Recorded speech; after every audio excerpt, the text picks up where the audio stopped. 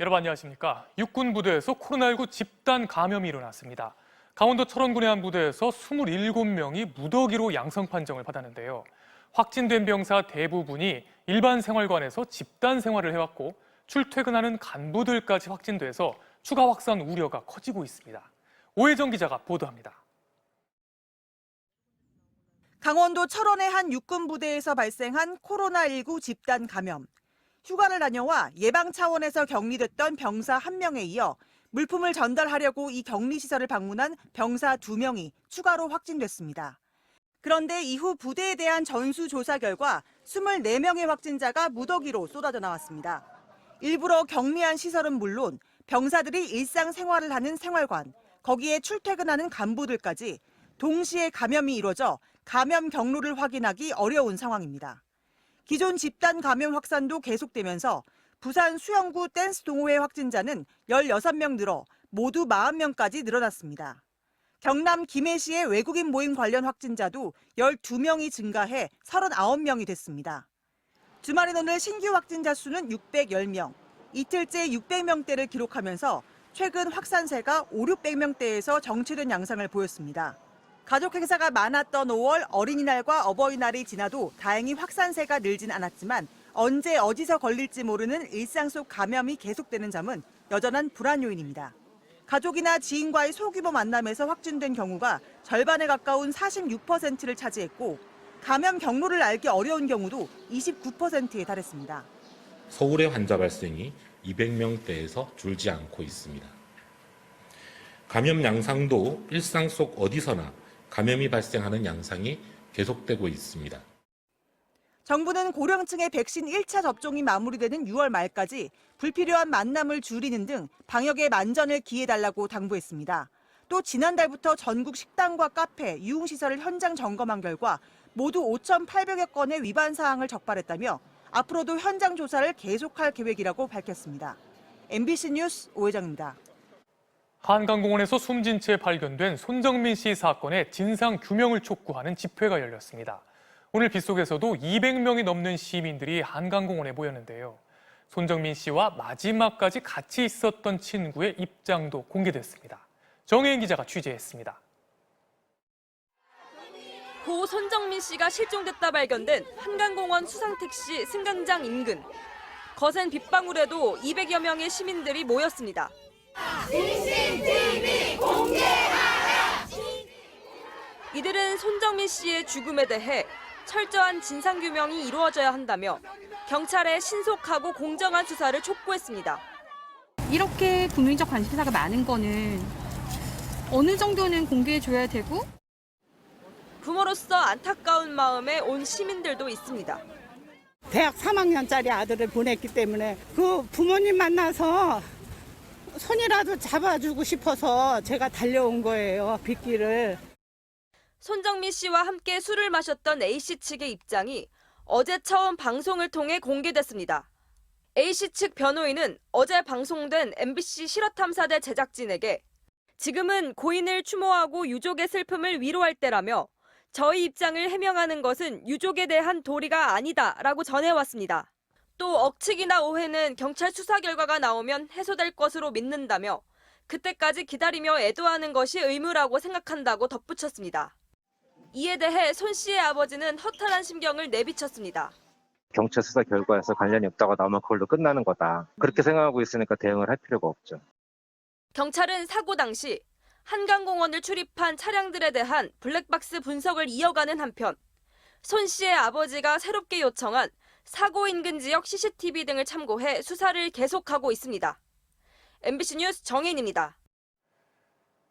지난달 많은 사람 화나게 한 사건이죠. 주한 벨기에 대사 부인이 매장 직원의 뺨을 때리는 등 폭행한 일이 있었습니다.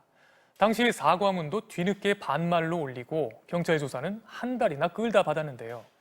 결국 처벌을 받지 않게 됐습니다. 어떻게 된 건지 이면주 기자가 취재했습니다. 지난달 9일 서울 용산구의 한 옷가게 매장. 직원들의 뒤통수를 때리고 뺨을 때리는 등의 혐의로 입건된 벨기에 대사 부인 측이 면책 특권을 유지하겠다는 의사를 경찰에 전달했습니다. 서울 용산경찰서는 대사 부인의 폭행 사건과 관련해 벨기에 대사 측으로부터 면책 특권을 포기하지 않겠다는 의사를 전달받았다고 밝혔습니다. 외교 협약에 따라 국내에 머무르는 대사와 가족, 직원들은 모두 면책 특권 대상이어서 국내에선 처벌할 수 없습니다. 사건 이후 경찰의 소환 조사에 응하지 않았던 대사 부인은 뒤늦게 병원에 입원 중이라고 밝혀 비난을 받았습니다.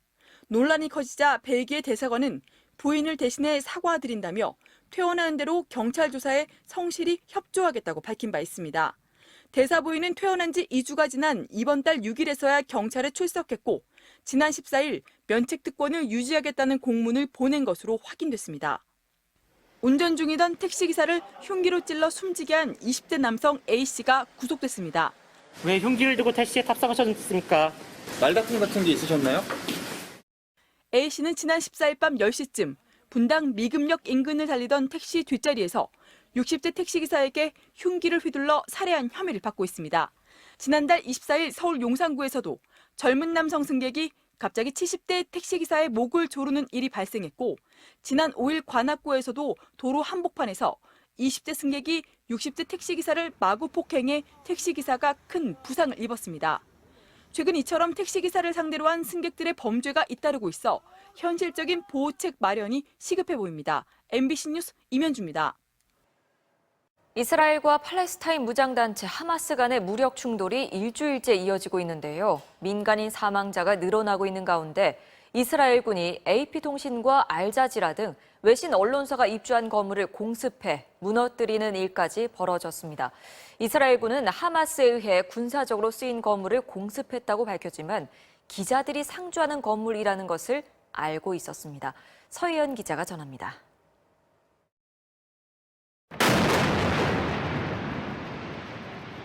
폭발음과 함께 가자지구 안에 있는 12층짜리 건물이 순식간에 무너져 내립니다. AP통신과 알자지라 등 언론사 사무실이 있는 곳입니다. 이스라엘군이 공습 1시간 전 대피하라고 사전 경고를 해 언론사 직원들은 황급히 빠져나왔습니다. 이스라엘 측은 건물 일부를 팔레스타인 무장단체 하마스가 사용했다고 주장했지만 Oh my god. Oh my god. 언론사들은 이스라엘군을 비판했습니다. And we will work hard to continue to tell the world the important events of Gaza. Al Jazeera will not be silenced. We can guarantee you that right now. 극단적 봉쇄에 시달려 세계에서 가장 큰 난민촌이라 불리는 팔레스타인. 지난 10일 이후 계속되고 있는 이스라엘과의 교전으로 어린이 42명을 포함해 최소 153명이 숨졌습니다. 이스라엘군은 테러 집단만을 공격한다고 하지만 민간인 피해도 잇따르고 있습니다. أنا اتصلوا فيا ويعني قرأنا الأخبار وشفنا وإجينا كل العائلة متوفية مستشهدة الله يرحمهم يا رب. 이스라엘 사망자는 10명입니다. 조 바이든 미국 대통령이 양측 정상과 전화 통화를 하고 자제를 요청했지만 양측 모두 중단하지 않겠다는 입장입니다. And we will continue to respond forcefully until the security of our people is reinstated and restored. 줄곧 압도적인 화력으로 팔레스타인 지역을 초토화시키고 있는 이스라엘에 대해 세계 곳곳에서 비판의 목소리가 커지고 있습니다. 미국과 유럽, 중동 등의 주요 도시에서 팔레스타인을 지지하는 시위가 열렸는데 시위대들은 이스라엘 측의 공습은 전쟁이 아니라 학살 수준이라고 주장했습니다. MBC 뉴스 서혜연입니다. 정부와 한전이 경북 울진에서 경기도 가평까지 230km를 잇는 초고압 송전선로 건설을 추진하고 있는데요. 이 송전선로는 백두대간 보호구역, 특히 금강소나무 군락지를 지나가게 됩니다. 문제는 만일 산불이 난다면 진화 헬기가 접근할 수 없어 큰 피해가 발생할 수 있다는 겁니다. 김서연 기자가 취재했습니다. 거센 불길과 자욱한 연기가 산불 진화 헬기의 앞을 막아섭니다. 바로 앞에 장애물이 있어도 조종사들이 육안으로 식별하기 어려운 상황. 헬기의 가장 큰 장애물은 송전선로입니다. 철탑하고 철탑 사이에 이렇게 선이 있으면 안 보이거든요. 사실은 가까이 가야 보이지. 그러니까 더 위험하죠, 사실. 고압선 걸리면 대부분 사망이에요.